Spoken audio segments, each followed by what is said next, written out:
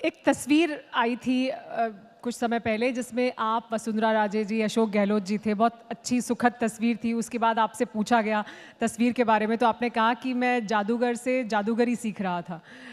ऐसा सुना हमने। तो क्या वो तस्वीर जो है, उस तस्वीर के बाद, क्योंकि आपने कहा, तो वाक़ई कुछ जादूगरी सीखी आपने उनसे, या जादूगर को जादूगरी सिखा दी आपने? महज संयोग था।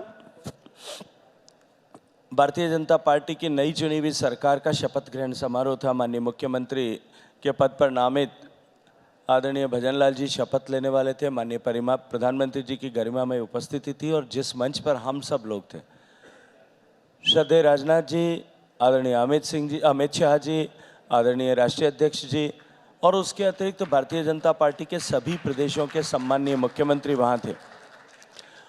उस पूरे मंच पर एकमात्र व्यक्ति जिसको मैं कह सकूं कि हमारे मंच पर जो मेहमान था, वो निवर्तमान मुख्यमंत्री अशोक गहलोत साहब थे। और ये संयोग था कि उस मंच पर मेरी कुर्सी उनके साथ में लगी थी।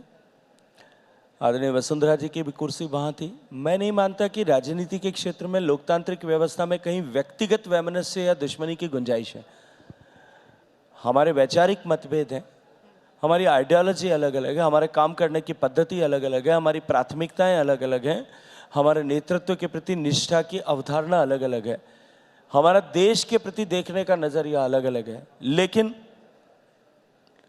हमारी व्यक्तिगत दुश्मनी तो कहीं नहीं।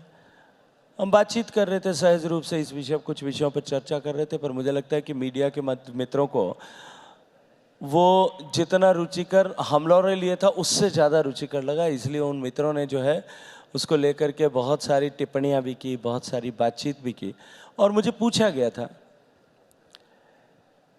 कि आप क्या चर्चा कर रहे थे। तो मैंने कहा, एक व्यक्ति जो एक ऐसे समुदाय से आता है जो बहुत कम, राजस्थान में जिनके बहुत बड़ी मतदाताओं की संख्या नहीं है। विधायकों के दृष्टिकोण से देखूं तो भी राजस्थान भर में कुल मिलाकर के 1, 2 या 3 विधायक उस समाज के चुन करके नहीं आते होंगे, लेकिन फिर भी वो व्यक्ति 50 साल तक राजनीतिक क्षेत्र में प्रासंगिक बना रहा, महत्वपूर्ण बना रहा।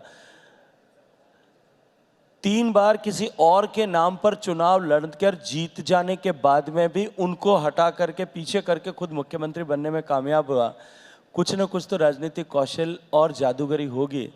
तो मैंने सहजता के साथ में कहा था कि जादूगरी से जादूगर से जादूगरी, और मैंने ये कहा था उसके आगे कि क्योंकि इस चुनाव के बाद में, मैंने पहले भी कहा था कि इस चुनाव के बाद में वो सत्ता से बाहर हो जाएंगे